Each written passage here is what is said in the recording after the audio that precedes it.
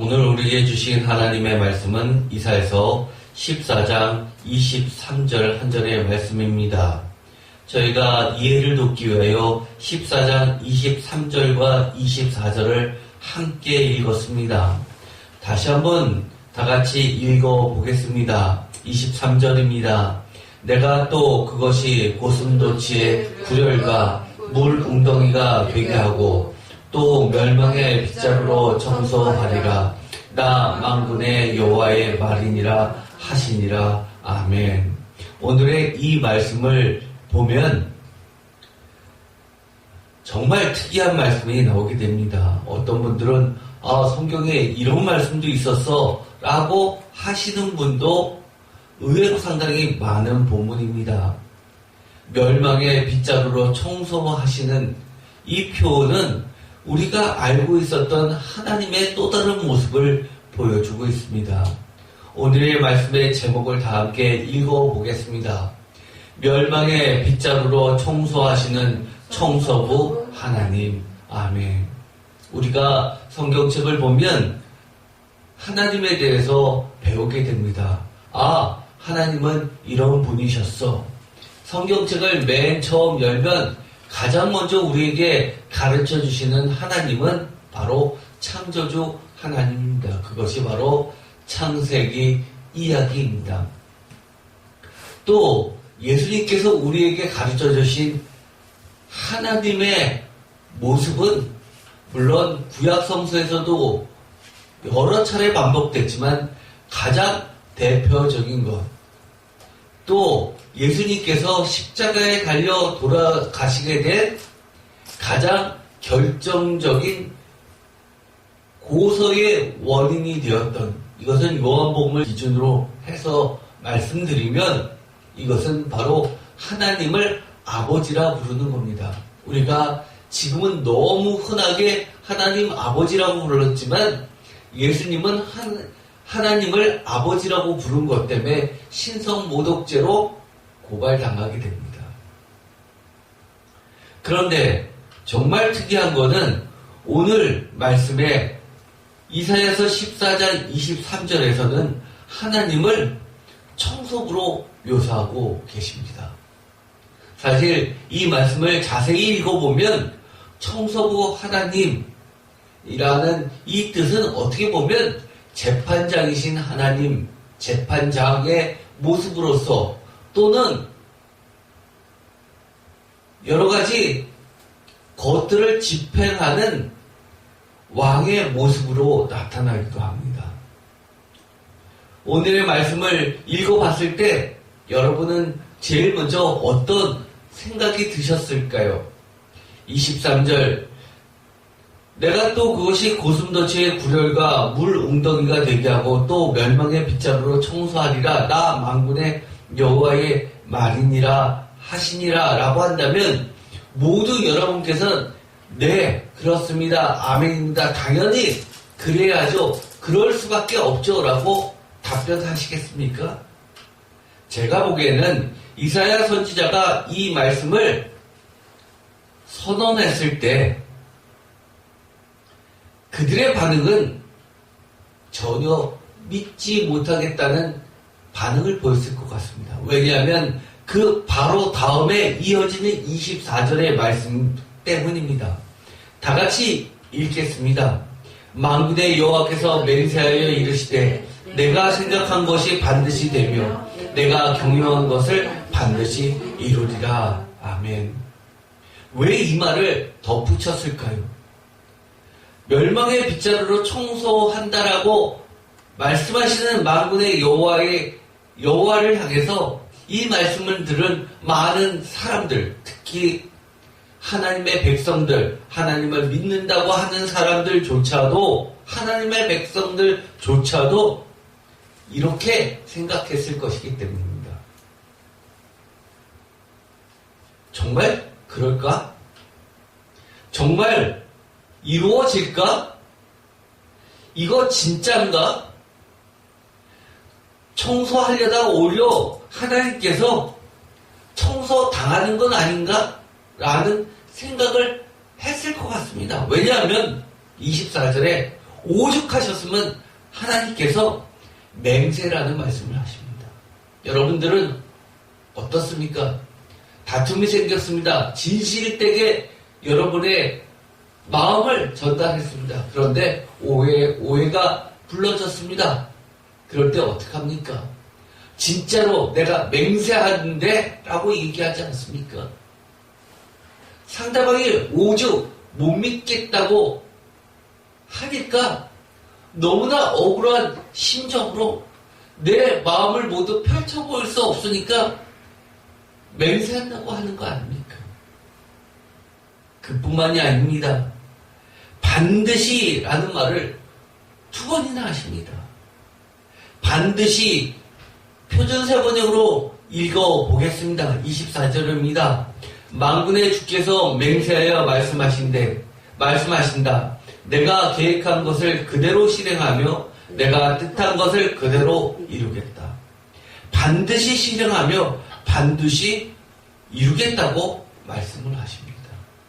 얼마나 이 멸망의 빗자루로 청소하신다고 말씀하시는 이 청소부 하나님의 심정이 어떠신지 이해가 되십니까? 제가 이 이야기를 하면 설마 하나님이 그런 마음이 있으셨겠어? 라고 생각하시는 분도 계십니다. 그러나 이 말씀이 놓여있는 14장 23절에 멸망의 빗자루로 청소한다고 하는 그 대상이 누구인지를 안다면 사람들의 반응이 이해될 겁니다. 이 14장은 어떤 것이었죠? 14장은 제가 전에도 설교한 적이 있었습니다. 14장은 이 구약학자들 사이에서 너무나 유명한 장이라고 했습니다. 이사야서를 대표할 만한 것을 손가락으로 꼽는다면 야훼의 종, 여호와의 종, 고난받는 종에 관련된 이야기, 메시아에 관련된 이야기에 못지않게 이 바벨론 애가 장승곡, 이것이 정말 중요하고 또 많은 연구의 대상도 되어왔습니다. 바벨론을 하나님께서 멸망의 빗자루로 청소하신다고 하시는데 이 선언을 듣는 대부분의 사람은 어떤 반응이었냐면 어떻게 바벨론이 청소당하겠어? 우리가 흔히 이렇게 이야기했죠. 약한 자와 강한 자가 싸우면 이렇게 이야기합니다. 조심해, 너 한 방에 가는 수가 있어. 라는 이야기를 합니다. 고대 사회에서 전쟁은 신들의 전쟁입니다.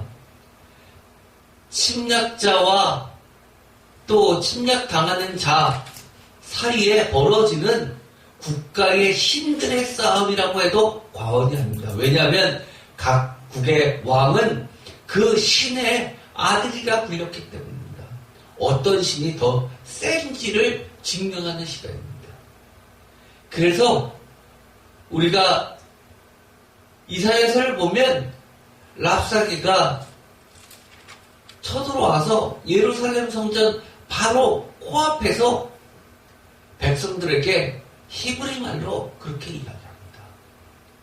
히스기야 왕이 하나님께서 너희를 구원하신다고 말한다 하더라도 믿지 말라라고 합니다. 바벨론 애가에서는 뭐라고 이야기합니까? 온 나라의 그 신들을 내가 점령했다고 이야기합니다. 그것을 우상들이라고 심지어 이야기합니다. 바벨론의 신만 신이고 나머지 모든 신, 예를 들어서 이 이스라엘이 믿고 있었던, 남유다가 믿고 있었던 만군의 여호와 또한 우상 취급하던 것이 바로 바벨론이었습니다. 그래서 하나님께서 만군의 여호와라는 말을 하십니다. 만백성의 왕이라는 겁니다. 온갖 나라들의 신이라는 겁니다. 우리가 이 정말 특이한 본문, 이 말씀을 보면 어느 정도로 특이한지를 알 수 있을 겁니다. 이 빗자루라는 것은 히브리 원문을 하면 마타테입니다. 이 마타테는 비솜 또는 브롬이라는 단어로 바뀌어서 번역을 하는데, 이 브롬은 빗자루인데 굉장히 긴 빗자루입니다. 우리가 영화에서 보면 이 마녀들이 타고 다니는 그런 빗자루고, 우리나라에서도 쌀이 빗자루처럼 장대를 만들고 거기에 비를 만드는 그런 빗자루입니다. 청소할 때 주로 쓰는 빗자루입니다. 그런데 비솜이라고 번역되는 이것은 이 빗자루보다 조금 더 긴 대빗자루입니다. 우리가 체육사전을 찾아보면 이 비솜은 어디에 나오냐면 컬링 같은 빙판 등에 쓰이는 긴 빗자루입니다. 여러분 컬링 동계올림픽 때 보셨죠? 우리나라에서 이 컬링은 정말 잘 모르는 비인기 종목이었는데 갑자기 평창올림픽 때 완전한 인기를 끌었죠. 그런데 이 컬링 할 때 두 사람이 이 공 앞에서 열심히 빗자루질을 합니다. 이 빙판을 닦아서 얼음 표면을 매끄럽게 해서 이 곡을 더 멀리 가게 하는데, 심지어 빗자루질에 따라서 5 내지 6m의 차이가 발생한다고 합니다. 그 정도로 매우 싹싹싹싹싹싹 미는 그런 빗자루를 이야기합니다. 또 이 투라는 단어가 나오는데, 이 투라는 히브리어는 청소하다라는 뜻입니다. 그래서 이 마타테라는 이 빗자루와 투라는 청소하다라는 이 두 단어는 성경 전체에서 딱 이곳 한 곳에만 나오는 매우 특이한 단어입니다. 그런데 이 투라는 이 단어는, 청소하다라는 단어는 대충 하는 것이 아니라 sweep away, 먼지를 하나하나 떨궈서 없앨 정도로 그렇게 깨끗하게 청소하는 것을 이야기합니다.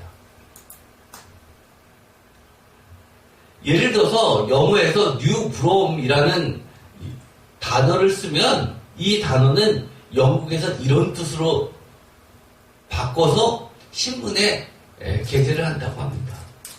new broom이라는 것은 새 빗자루라는, 직역하면 그런 뜻인데, 이것은 새로 조직에 상급직에 부임하여서 많은 변화를 시도하게 되는 개혁의 열심인 신인자를 나타내는 단어라고 합니다.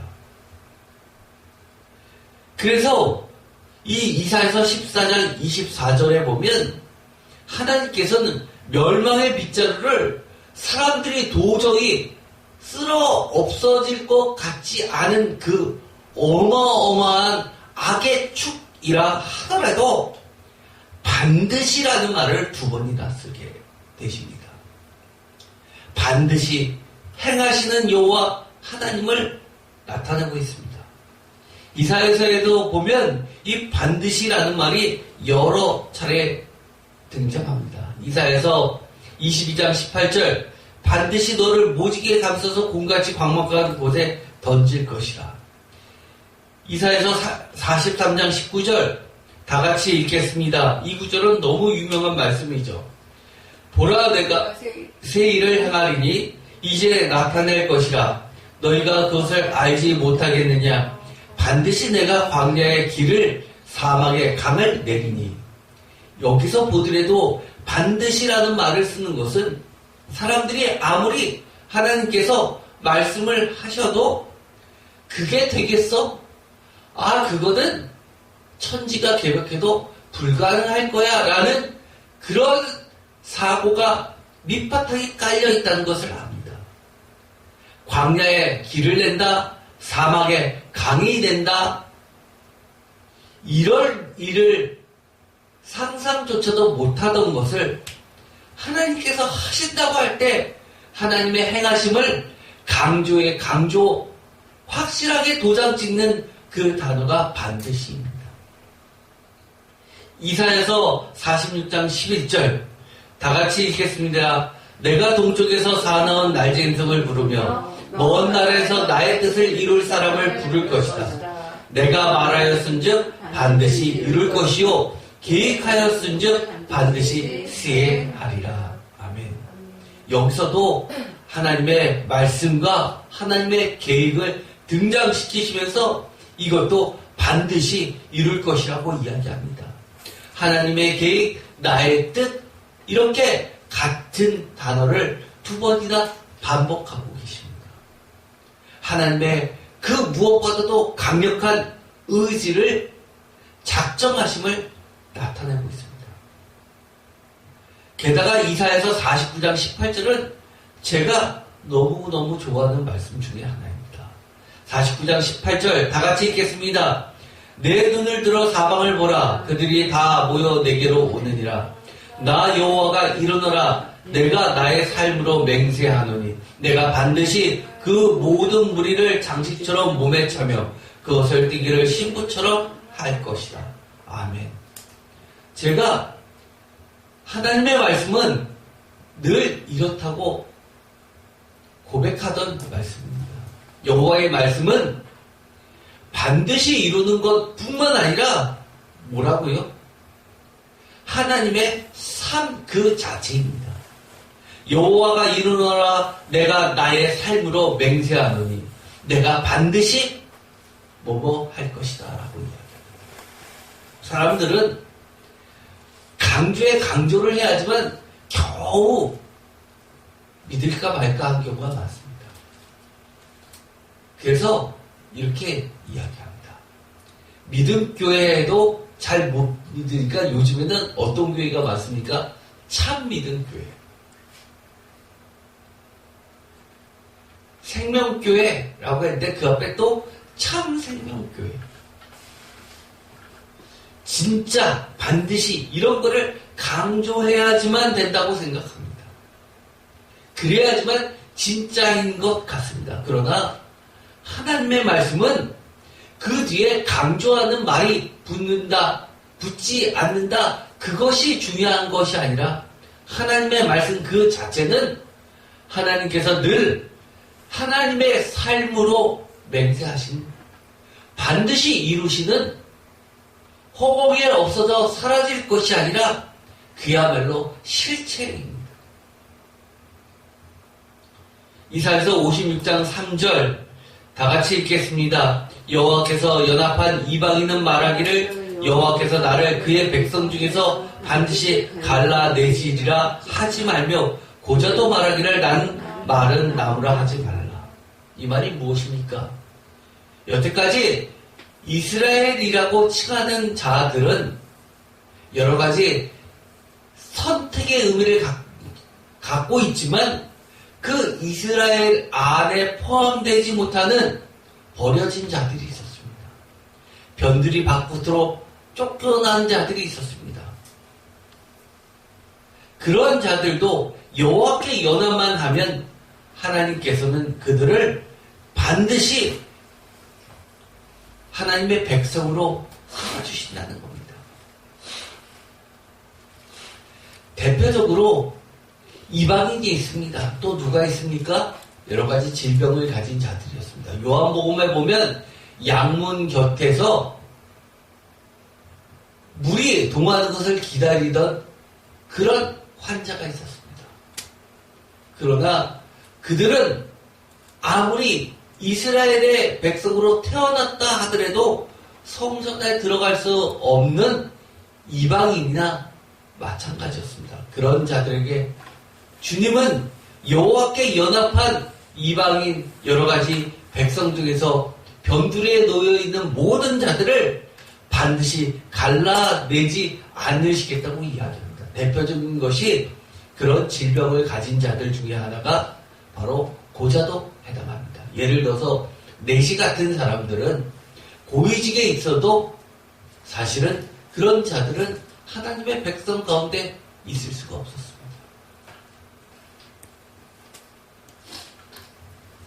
이사야서 60장 12절 너를 섬기지 아니하는 백성과 나라는 파멸하더니 그 백성은 반드시 진멸되리라. 이사야서 65장 6절 다 같이 읽겠습니다. 보라, 이것이 내 앞에 기록되었으니 내가 잠잠하지 아니하고 반드시 보응하되 그들의 품에 보응하리라. 과거에는 하나님의 말씀이 선포되었습니다. 구두에서 구두로 외워져서 전달되었습니다. 그래서 정말 잊어버리면 안 되는 중요한 하나님의 선언들은 노래로 불려져서 암기되어서 전달되었던 겁니다. 대표적인 게 무엇이 있을까요? 모세의 노래, 드보라의 노래 같은 겁니다. 또 한나의 노래, 마리아의 노래 같은 전통을 가지고 있습니다. 그런데 그 구두로 내려오는 것에서부터 더 확실하게 이것은 결코 변치 않는다는 것을 보여주시기 위하여 우리에게 계약서처럼 보여주신 것, 그것이 기록된 말씀입니다. 오늘날로 이야기하면 기록된 말씀이 무엇입니까? 바로 우리 손안에 있는 66권의 성경 말씀 아닙니까? 그런데 하나님께서 뭐라고 이야기하십니까?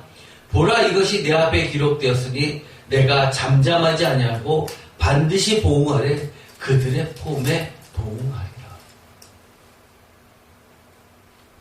하나님 앞에 기록된 모든 하나님의 약속들은 오늘날 이처럼 우리 성경책에 기록으로 남겨져 있습니다. 하나님의 기록에 남겨진 것들이 이렇게 오늘날의 성경책으로 남아있지 않았더라면 아마 65장 6절의 말씀은 사람들의 기억 속에서 사라졌을지도 모릅니다. 이사야서 14장 24절 다시 한번 읽어볼까요? 정말 독특한 말씀이 있죠. 만군의 여호와께서 맹세하여 이르시되 내가 생각한 것이 반드시 되며 내가 경영한 것을 반드시 이루리라. 이 경영한 것, 이 경영을 표준세 번역에서는 뜻한 것이라고 번역을 하고 있습니다.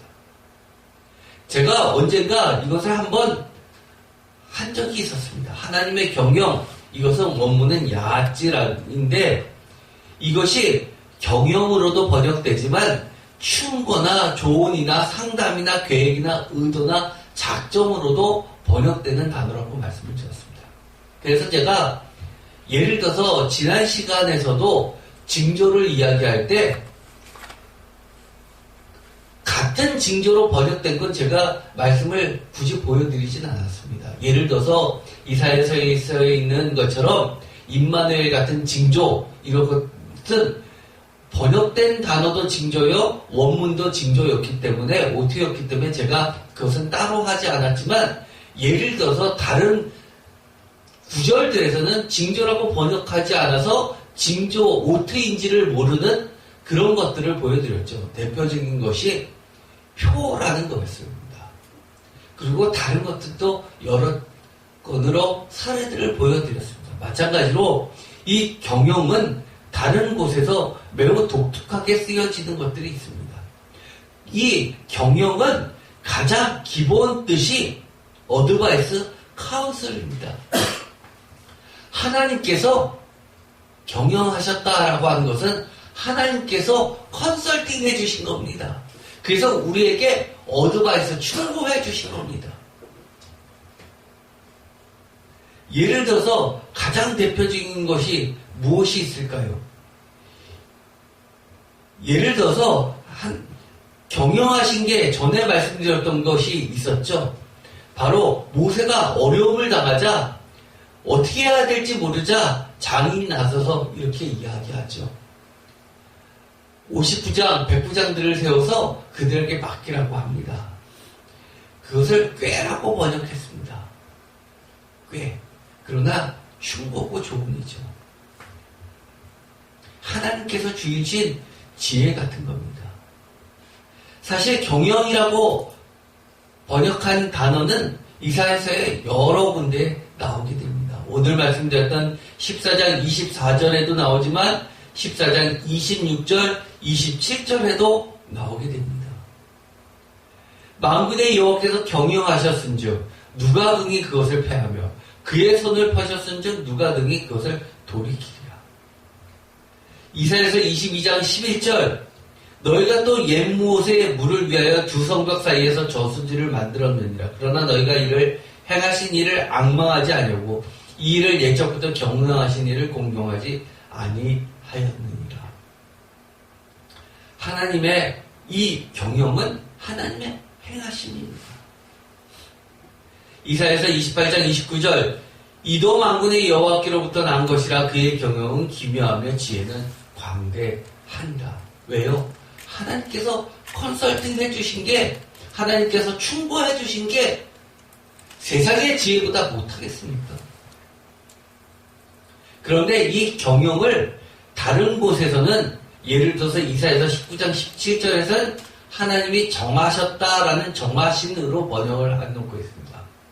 그래서 이 어근은 야하지인데 이 야하지를 약간 어미만 다르게 붙여서 애자라고 해서 이것이 바로 정하신이라는 단어로 번역된 겁니다. 예를 들어서 이것입니다. 19장 12절 너희 지혜로운 자가 어디 있냐 그들이 만군의 여호와께서 애굽에 대하여 정하신 뜻을 알 것이요 곧 내게 말할 것이니라. 이사야서 23장 9절 만군의 여호와께서 그것을 정하신 것이라 모든 누리던 영화를 욕되게 하시며 세상의 모든 교만하는 자가 멸시를 받게 하려 합니다.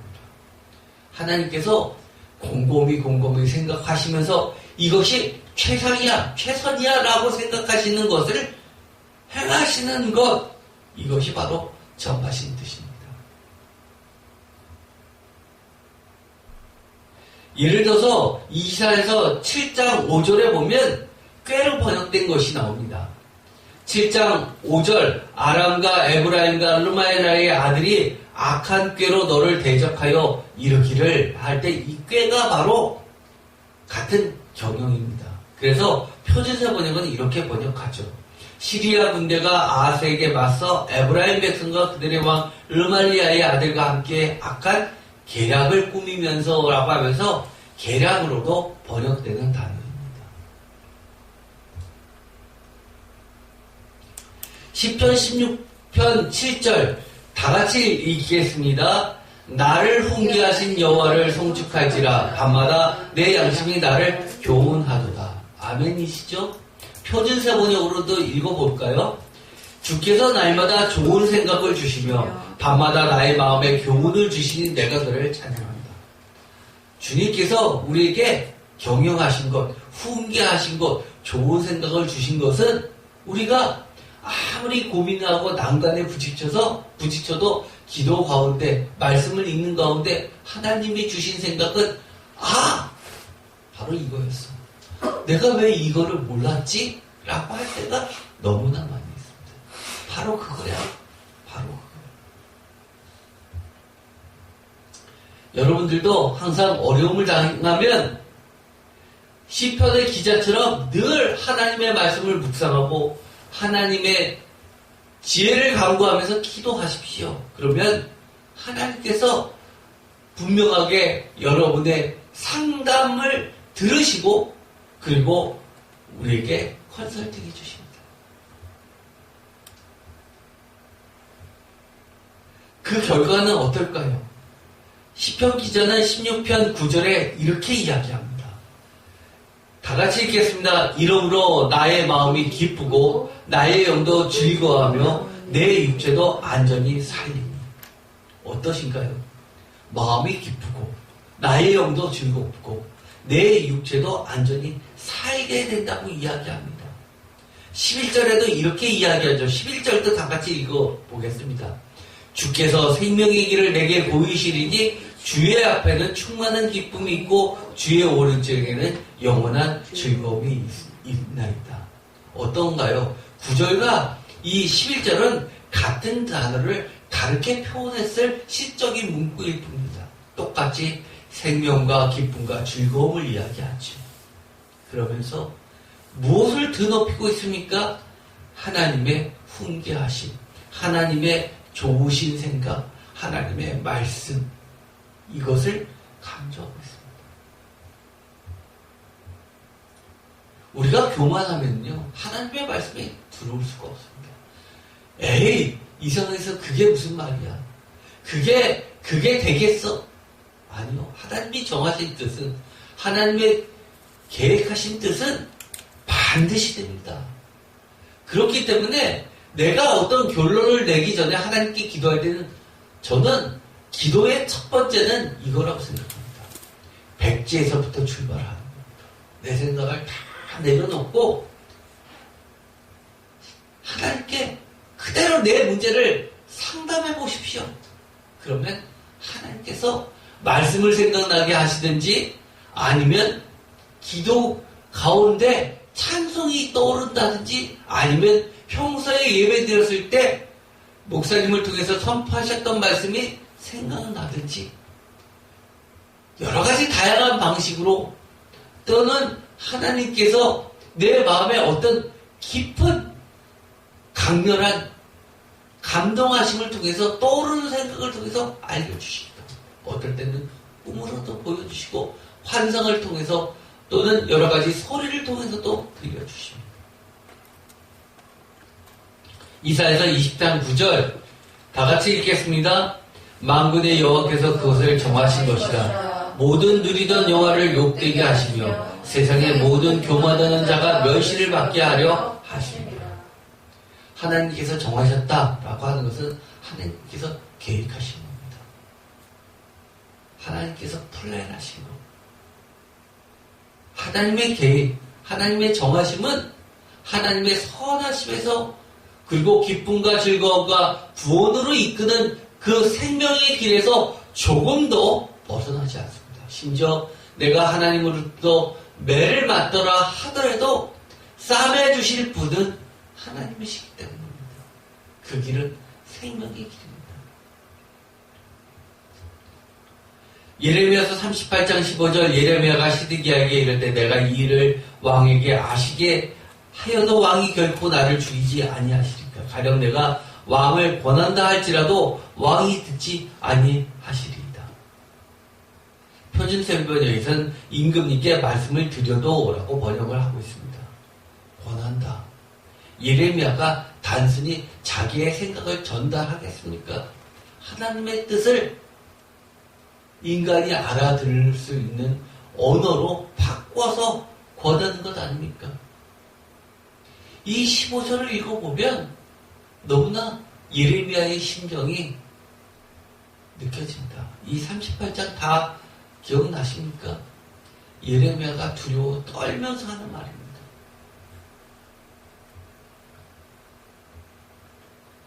출애굽기 18장 아까도 말씀드렸었죠. 이 59장, 109장 이런 본문에 나오는 이야기입니다. 19절 다 같이 읽겠습니다. 내가 이제 내 말을 들으라. 내가 내게 방침을 가르치리니 하나님이 너와 함께 계실지로다. 너는 하나님 앞에서 그 백성을 위하여 그 사건들을 하나님께 가져오며 그러면서 이 21절에 백성 위에 천부장과 백부장과 50부장과 10부장을 세우라고 뭐 해준다고요? 표준세번역으로 이야기하면 충고해줍니다.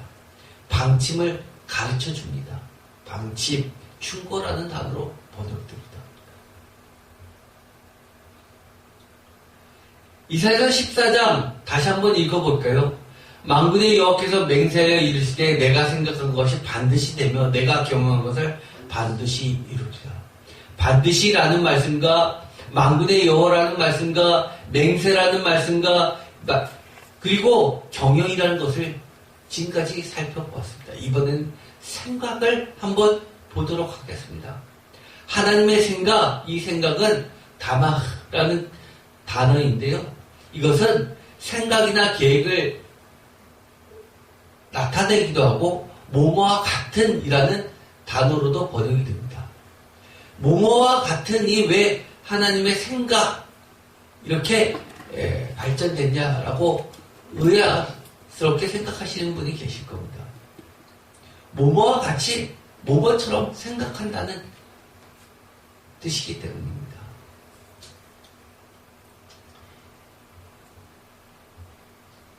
시편 144편 4절 다 같이 읽겠습니다.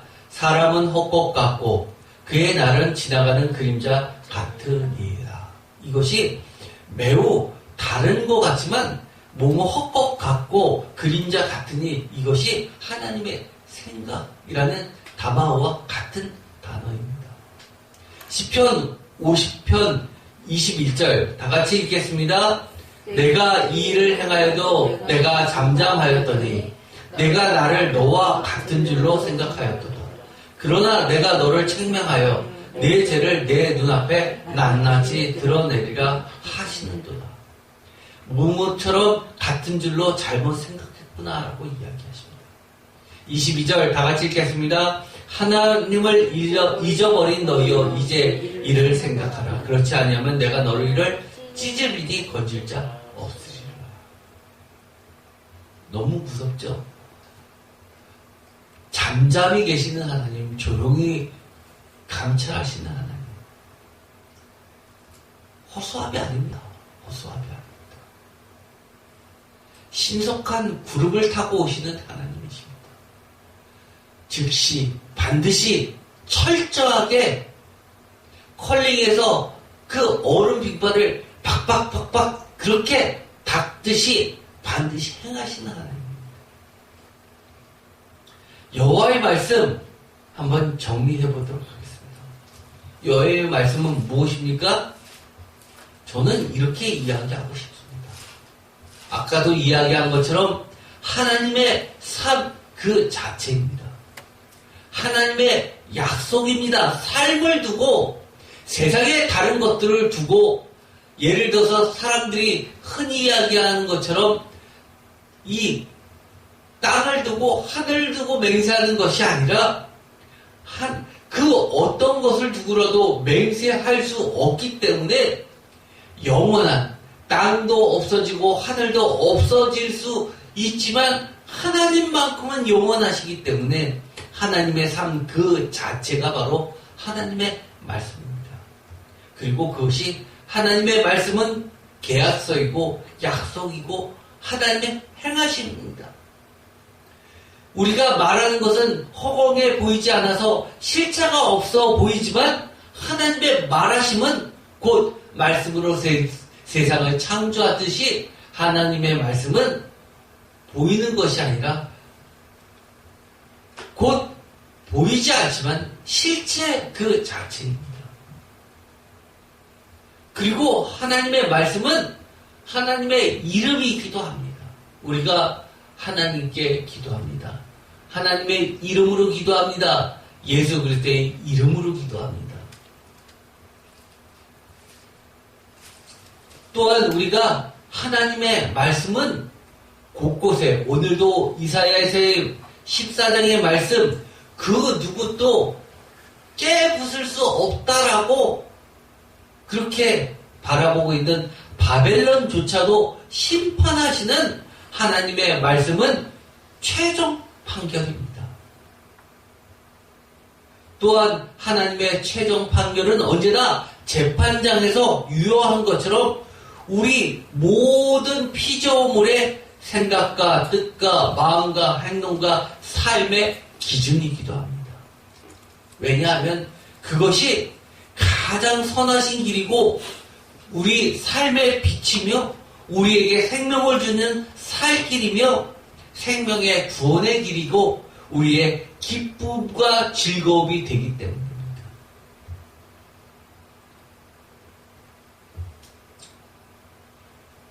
우리가 이미 여러 가지를 말씀드렸습니다.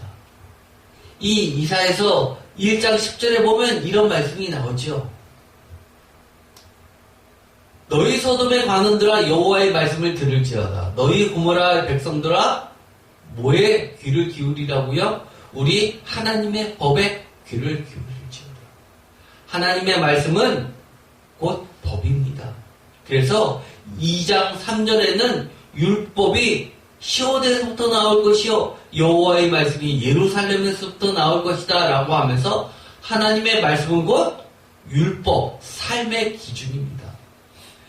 이스라엘 사람들이 토라라고 할 때는 세 가지 뜻으로 번역됩니다. 하나는 토라, 모세오경을 나타냅니다. 성경이죠. 오늘날로 이야기하면 성경 말씀입니다. 두 번째 뜻은 그야말로 우리가 율법이라고 하는 법입니다. 그래서 이 바리새인들과 사두개파들이 사내들인을 열어서 여러 가지 판결을 할 때는 반드시 하나님의 말씀에 기초한 율법에서 저촉이 되는지 안 되는지를 따졌습니다. 세 번째, 이 토라라고 할 때는 가장 넓게 일반적으로 쓰이는 말로서 규칙입니다. 그래서 어떤 규례가 된 것들이죠. 예를 들어서 과거에 우리가 어땠습니까? 내가 당하기 싫은 건 남에게도 하지 말라. 눈에는 눈, 이에는 이에서 출발한 가장 인간 보편적인 규칙, 감성 이런 것들이 바로 삶의 여러 가지 규칙입니다. 또 규칙이 어떤 특정한 곳에서만 규례화되는 것들이 있습니다. 예를 들어서 사람은 전에 어떻게 했죠? 좌측 통행. 그런데 요즘에는 지하철에서 우측 통행을 시키죠. 이런 것처럼 어떤 규칙을 이야기할 때도 이 토라라는 말을 씁니다. 이사야서 7장 7절 주 여호와의 말씀이 그 일은 서지 못하며 이루지 못하리라. 모든 것을 서게 하거나 이루게 하거나 이루지 못하게 하거나 무너지게 하는 것, 그것이 바로 여호와의 말씀이라고 하는 겁니다. 오늘의 말씀에서도 마찬가지로 도저히 불가능하다고 모두가 인정하는, 그렇게 생각하는 절대 강자, 그것 또한 하나님께서 멸하시는 방법은 하나님의 말씀에서부터 출발합니다. 선언에서부터 출발합니다. 다윗이 골리앗을 무너뜨리게 된 첫 출발이 무엇입니까? 여호와의 이름을 망명되이 일컬었던 것, 하나님을 모욕했던 것 때문에 하나님은 다윗을 통해서 그를 무너뜨리십니다. 이사야서 66장 22절, 이것은 요한계시록에까지 이어지는 말씀이죠. 다 같이 읽겠습니다. 내가 지을 새하늘과 새 땅이 내 앞에 항상 있는 것 같이 너희 자손과 너희 이름이 항상 있으리라. 여호와의 말이니라. 아멘. 새하늘과 새 땅, 종말에 펼쳐질 새하늘과 새 땅도 있을 수 있습니다. 그러나 오늘날에 우리에게도 새하늘과 새 땅이 있을 수 있습니다. 지금까지 우리에게 경험해보지 못한 새하늘과 새 땅, 과거에는 정말 하루하루가 지옥 같았는데 하나님 앞에 항상 있는 것처럼 우리가 항상 하나님 앞에 기억되는 새하늘과 새 땅의 새 삶, 그것이 바로 하나님의 말씀입니다. 어떠신가요? 오늘은 아주 짧은 구절을 여러분과 함께 나눴습니다. 이사야서 14장 23절, 멸망의 빗자루로 이 바벨론을 청소하시겠다고 하신 하나님의 말씀을 들으시면 여러분의 반응은 어떠신가요? 24절에 이 하나님의 답답해서 하시는 이 말씀이 우리에게도 똑같이 전해질까요? 아니면 오히려 이 24절의 말씀이 하나님의 말씀이 아니라 우리의 화답하는 화답성이 될까요? 저는 이것이 하나님께서 직접 하시는 말씀이 아니라 저희들의 이 23절의 말씀을 들은 우리들의 화답성이었으면 좋겠습니다. 네, 맞습니다. 하나님의 말씀은 하나님의 맹세요. 하나님의 생각은 반드시 이루어지며 하나님의 경영하신 것은 반드시 이루어지는 너무나도 당연한 말씀이십니다. 라고 아멘 아멘 하고 화답할 겁니다. 또 그랬으면 좋겠습니다. 이제 마지막으로 이 한 가지 질문을 통해서 우리가 반드시 생각해 보았으면 좋겠는 것이 있습니다. 하나님께서 멸망의 빗자루를 들어서 싹싹싹싹 청소하시는 청소부 하나님으로 내 앞에 나타나신다면 저는 하나님께서 청소하신 그 새하늘과 새 땅에 영원한 기쁨을 누리고 살 존재일까요? 아니면 멸망의 빗자루로 청소당함을 받을 대상일까요? 오늘 이 말씀은 멸망의 빗자루로 청소당함을 받을 대상은 분명하게 이사야 14장 전체에서 이야기하고 있는 바벨론입니다. 그러면 멸망의 빗자루로 청소당함을 받을 대상은 분명하게 예를 들어서 14장에서 계속해서 이야기했던 것처럼 교만한 자, 또 주객이 전도돼서 하나님의 도구임에도 불구하고 마치 자신이 하나님인 것처럼 착각하는 자, 매우 강포한 자, 하나님을 전혀 두려워하지 않는 자, 여러 가지로 답할 수 있을 겁니다. 그것들에 대해서는 저희가 전에 함께 나눴던 이 바벨론 애가라는 이 말씀을 다시 한번 들어보시기 바랍니다. 이것과 더 나아가서 우리가 이 말씀 가운데 찾아보면 어떨까 싶습니다. 먼저는 첫 번째는 이미 작정하신 하나님과 하나님의 뜻과 경영에 반하는 자입니다. 하나님은 이렇게 작정하셨고 이렇게 어드바이스 추구해 주셨는데 우리가 에이 그건 말도 안 돼요. 에이 아니에요 라고 한다면 그것은 청소의 대상일 뿐입니다. 두 번째, 아 맞아요 그렇죠 라고 하면서도 돌아서서는 어떤 자입니까? 나의 이해관계 때문에 여러가지 나의 체면 때문에 나의 이해관계 때문에 아니면 하나님을 만홀히 여기는 것 때문에 경솔히 여기는 것 때문에 경외하고 두려워 떨지 않는 것 때문에 하나님의 말씀을 거역하는 자일 겁니다. 세 번째는 어떤 자일까요? 하나님의 은혜를 경솔히 취급하는 자들입니다. 우리가 비싼 것을 사면 청소할 때도 조심조심합니다. 게다가 취급주의라고 하면서 박스에 포장되어 있는 스티커를 보면 심지어 옮길 때조차도 포장을 뜯을 때조차도 조심조심합니다. 그런데 하나님의 은혜는 그것조차도 못하게 취급하는 자들이 너무너무 많이 있습니다. 하나님의 은혜는 지났다고 내 문제가 해결됐다고 그 다음에 잊어버리면 그만입니까? 갚지 않으면 그만입니까? 우리의 신앙은, 우리의 믿음, 신앙생활은 제가 여러 차례 이야기했죠. 사실은 하나님의 은혜를 경험하고 하나님의 은혜를 증거하고 하나님의 은혜를 보답하는 삶입니다. 하나님의 은혜를 보답한다는 게 뭘까요? 더 잘 하나님을 섬기고 하나님께 감사하고 하나님을 더 많은 사람들에게 소개하면서 그들을 하나님께 이끄는 삶 아닙니까?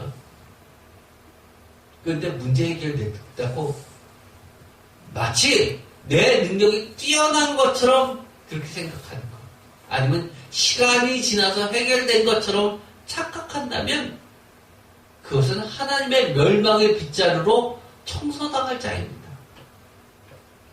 은혜를 쉽거나 당연하거나 별로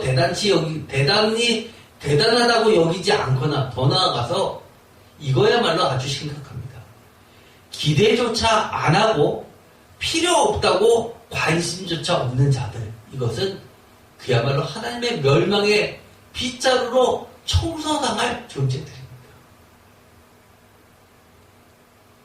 이제 나는 더할 나위 없이 좋다고, 하나님은 더 이상 필요 없다고, 내가 이제 갖출 것 다 갖췄다고 그렇게 생각하고 사는 자들, 그러면서도 자신이 기독교인이라고 신앙심이 깊다고 그렇게 착각하는 자들 너무 많이 있습니다. 오늘날에 많은 기독교의 청년에서부터 시작해서 주축을 이뤄야 할 30, 40대 신혼부부들, 그리고 어느 정도 지난 자들이 보면 6개월에 한 번도 교회에 나오지 않는 그런 자들 너무 많이 있습니다. 교회마다 너무 심각하죠. 그런데도 불구하고 자기의 자녀들이 신앙심 좋다라고 이야기합니다. 어떻게 교회도 안 나오는데 신앙심이 좋을 수 있습니까? 말도 안 되는 소리 하고 있습니다. 하나님께 예배드리는 것조차도 귀찮아하는데 뭐 신앙심이 있습니까? 신앙은 없는 겁니다. 예배드리는 것조차도 귀찮아하는 거? 그거 신앙 없는 겁니다. 내가 하나님 마음속으로 진실되게 믿으면 되지, 헛소리 하지 마십시오. 정말 하나님의 은혜를 귀하게 여기는 자는요, 하루에 몇 번씩도 교회 옵니다. 사랑하는 연인 만날 때 아침에 만나고 헤어졌다가도 저녁 때 또 만나는 게 당연합니다. 심지어 조조, 할인, 영화 티켓 끊어서 만나고 헤어졌다가 다시 저녁 때 또 만납니다. 그런데 하나님을 사랑하는 자들은 그거보다 더합니다, 사실. 기본적으로 저는 그렇게 생각합니다. 교회에 나오기를 귀찮아하거나 싫어하거나 그런 거를 보면, 아, 저 사람이 얼마나 하나님을 사랑하는지 간접적으로 아는데 그 간접의 기준이 생각보다 높습니다. 말로는 굉장히 하나님 사랑한다고 하지만 성전을 사모하지 않는 것은 저는 글쎄요, 하나님 과연 사랑할까? 별로 믿고 싶지 않습니다. 저도 돌이켜보면요, 제가 청년 때 정말 은혜 받고 나서 사찰 집사님이 제발 집으로 가라고 했는데도 도망가서 불 끄고 있다가 사찰 집사님 들어가시면 교회에 더 머물다가 그리고 집에 들어갔습니다. 하루 종일 교회에 있었고 공부도 교회에서 했고 교회에서 잠도 자고 교회에서 정말 말씀도 보고 교회에서 기도도 하고 예배 시간만 예배 시간이라고 생각하지 않았습니다. 시간이 남으면 교회 청소도 하고 그렇게 지냈습니다. 그때요, 저 단 한 번도 제가 목사님 된다고 꿈꿔본 적도 없고요. 그것을 제 목표라고 생각한 적도 단 한 번도 없었습니다. 다만 하나님을 사랑했고 교회를 사랑했을 뿐입니다. 그런데 하나님은 저를 목회자로 세우셨습니다. 저는 우연이라고 생각하지 않습니다. 어떻게 보면 저는 목회자로서 너무나 흥미 많은 사람입니다. 그런데도 불구하고 하나님께서는 하나님을 사랑하는 것만큼은 인정해 주셨기 때문에 주님의 종으로서 설 수 없는 자인데도 불구하고 세워주셨다고 저는 믿고 있습니다.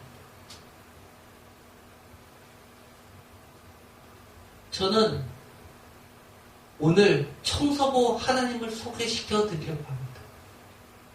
여러분의 인생에서 언제나 도저히 불가능해 보이는 악의 축들을 제거하시는 청소부 하나님을 소개해드리고 싶습니다.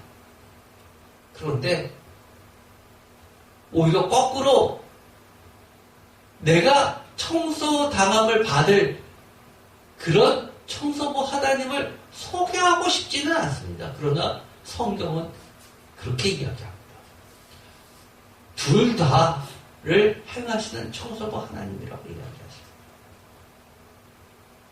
그런 청소부 하나님을 늘 사랑하고 기쁨으로 맞이하고 하나님의 진정한 사랑받는 백성들이 모두 되기를 축원드립니다. 기도하고 마치겠습니다. 하나님 감사합니다. 오늘은 하나님을 아버지라고 늘 불렀었는데 청소하시는 청소부 하나님을 만나게 됩니다. 너무 익숙했던 여러 가지 하나님의 모습, 예를 들어서 포도원을 가꾸시는 농부 하나님, 어린 양을 돌보시는 양떼들 이끄시는 목자 하나님, 우리의 잘못된 길을 가르쳐 주시는 인도자 하나님, 왜 성경책에서 단 한 번 나와 있는 이 이사야서에서 소개되고 있는 청소부 하나님을 만나게 됩니다.